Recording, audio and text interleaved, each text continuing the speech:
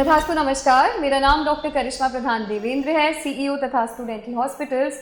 आज एक बार फिर से आपके साथ आई हूँ एक बहुत ही अच्छे डिस्कशन के लिए। हम सब ने सुना है सेंसिटिव टीथ के बारे में, हम में से बहुत सारे लोगों ने इसको झेला भी है और टीवी में काफ़ी सारे एडवर्टिजमेंट्स भी देखे हैं। नमक वाला टूथपेस्ट यूज़ करिए और ये वाला पेस्ट यूज़ करिए, दांतों में तेज़ झंझनाहट हो तो कभी यूएसए का कोई डेंटिस्ट कुछ बताते हैं तो कभी यूके के डेंटिस्ट कुछ बताते हैं। लेकिन मैं आप लोगों को बताना चाहती हूँ एक डेंटिस्ट होने के नाते फैक्ट्स जो आपके लिए जानना ज़रूरी है और जिन्हें जानने के बाद आप सही डिसीजन ले सकते हैं और सही ट्रीटमेंट करा सकते हैं। तो आखिर क्या होता है सेंसिटिव टूथ? देखिए क्या होता है, जो हमारा दांत है वो एक मोटे तौर पे देखा जाए तो 3 परतों से बना हुआ है, जिसकी सबसे ऊपरी परत होती है इनामल, उसके नीचे होता है डेंटिन और सबसे अंदर होता है पल्प। तो हमारे दांत का जो जिंदा पोर्शन है वो दरअसल होता है पल्प और उससे जो नर्व एंडिंग्स होती हैं वो जाती हैं डेंटिन तक, और जो इनामल है ऊपर की परत वो इनको ढक के रखता है, जिसकी वजह से आप कुछ भी खाते पीते हैं तो आपको कभी सेंसिटिविटी नहीं होती है। इनफैक्ट कुछ एहसास भी नहीं होता है कि आप ठंडा खा रहे हैं या गर्म खा रहे हैं।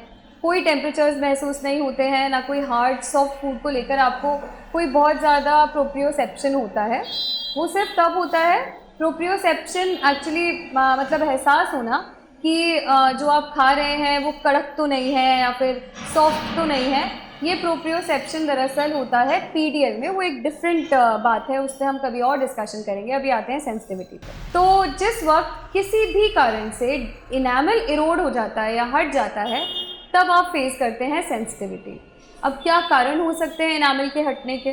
तो हमारी टेक्निकल भाषा में कुछ 3-4 कारण होते हैं जिन्हें हम बोलते हैं अट्रीजन, अब्रेजन, इरोजन। यही 3 मोटे तौर पे आपके लिए जानना ज़रूरी है काम भाषा में। तो अट्रीजन क्या होता है? अट्रीजन का मतलब होता है आपके दांतों का घिस जाना। तो अब दांत कैसे घिसते हैं? बहुत से कारण हो सकते हैं। या तो आप टोबैको च्यू करते हैं, इस वजह से घिस जाते हैं, या फिर उम्र के साथ घिस जाते हैं। अब अब्रेजन होता है आप जब बहुत तेज़ दांत को ब्रश करते हैं और सोचते हैं कि आज तो मैं अपने दांत चमका दूंगा और बिल्कुल दांतों का शेड चेंज हो जाएगा। तो पहली बात तो ऐसा कभी होता नहीं है। यदि आपको आपके दांत चमकाने हैं तो आप अपने डेंटिस्ट से मिलिए। आप ये कोशिश ना करें कि आप ब्रश से ऐसा कुछ कर पाएंगे, क्योंकि ये संभव नहीं होगा।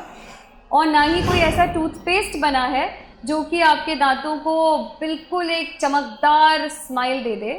तो बहुत ज़्यादा दांतों को मत घिसिए, दूसरा कारण होता है आपके दांतों का घिस जाने का। तीसरा है इरोजन। इरोजन जैसे आपको यदि एसिडिटी होती है या फिर खट्टी डकारें आती हैं, या केमिकल इरोजन्स भी होते हैं, यदि आप कुछ गलत तरीके के केमिकल्स या फिर ड्रग्स जैसे कोई मेडिसिन का प्रयोग कर रहे हैं, तब भी दांत घिस जाते हैं। एक और बहुत कॉमन कारण है ब्रक्सिज्म।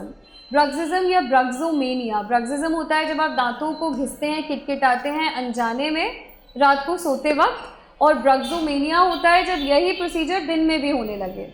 तो ये जनरली साइकोलॉजिकल रीजंस की वजह से होता है। यदि आप बहुत ज़्यादा स्ट्रेस लें, गुस्सा करें तो ऐसा मत करिए। यदि आप खुश रहेंगे तो आपके दांत भी खुश रहेंगे, आपकी स्माइल हमेशा एकदम बेहतरीन मुस्कुराती हुई रहेगी। तो पॉजिटिव रहिए, ये भी एक तरीका है आपके टूथ सेंसिटिविटी को दूर रखने का। अब रीजंस तो आप समझ ही गए हैं, तो चलिए डिस्कशन करते हैं कि कैसे हम अब इसको ठीक करें। तो सबसे पहले मैं आपको बताना चाहती हूँ कि गूगल और यूट्यूब पे सॉल्यूशंस ढूंढना आपकी प्रॉब्लम का सही सॉल्यूशन नहीं है। सबसे बेस्ट सॉल्यूशन है अपने डेंटिस्ट से मिलिए। हर 6ठे महीने पे मिलिए तो सेंसिटिविटी होगी ही नहीं, और चलिए हो भी गई तो अभी लीजिए। आप गूगल पे जाकर या फिर टीवी में एडवर्टाइजमेंट देखकर मत डिसीजन लीजिए, क्योंकि हर सेंसिटिविटी का एक लेवल होता है कि वो ग्रेड 1 है, ग्रेड 2 है, सिर्फ इनामल अफेक्ट हुआ है या डेंटिन भी अफेक्ट हो गया है या फिर पल्प भी डैमेज हो गया है। तो ये डिसीजन आपको डेंटिस्ट ही लेके बता पाएंगे। और इसके लिए सबसे अच्छा ट्रीटमेंट प्लान ये होता है सेंसिटिविटी का। नंबर 1, आप एक सॉफ्ट टूथब्रश यूज़ करिए। इसको आपकी लाइफस्टाइल प्रैक्टिस बनाइए। ब्रश हमेशा सॉफ्ट ही होना चाहिए, कभी भी हार्ड टूथपेस्ट यूज़ नहीं करना चाहिए। दूसरा, आप एक अच्छा टूथपेस्ट अपने डेंटिस्ट से पूछकर इस्तेमाल करिए जिसके अंदर एंटी सेंसिटिविटी ड्रग्स हों। और याद रखिए कि आप बिना डेंटिस्ट से पूछे इनको मत इस्तेमाल करिए, क्योंकि इनके साइड इफ़ेक्ट्स भी होते हैं। और एंटी सेंसिटिविटी टूथपेस्ट से दांत में येलोनेस भी आती है और भी बहुत सारे टेस्ट ऑल्ट्रेशन भी होता है, बहुत सारे और साइड इफ़ेक्ट्स भी हो सकते हैं। तो यदि आप चाहते हैं कि ऐसे कोई साइड इफ़ेक्ट्स ना हो तो डेंटिस्ट से पूछ के टूथपेस्ट का सही डिसीजन लीजिए। इसके अलावा फिलिंग्स एक बहुत अच्छा तरीका है, फिलिंग से आपकी सेंसिटिविटी ठीक हो सकती है। अब बहुत सारे लोग कहते हैं कि सेंसिटिविटी का एक तरीका ठीक करने का रूट कनाल ट्रीटमेंट भी है। तो मैंने जैसे कि आपको जब रीज़न्स बताए थे तो मैंने आपको दांत का ख़राब होना कोई रीज़न बताया ही नहीं। मैं आपको ये बताना चाहती हूँ कि जब हाई ग्रेड सेंसिटिविटी होती है तो दांत की सड़न उसका एक कारण हो सकता है।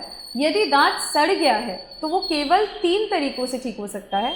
नंबर 1, आप एक सड़े हुए दांत की कैविटी बनाकर यानी सड़न हटाकर उसमें फिलिंग कर सकते हैं, या फिर यदि पेन स्टार्ट हो गया है, नॉट जस्ट सेंसिटिविटी, अगर आपको पेन में तब्दील हो गई है प्रॉब्लम, तब बहुत चांसेस हैं कि आपका रूट कनाल ट्रीटमेंट होगा।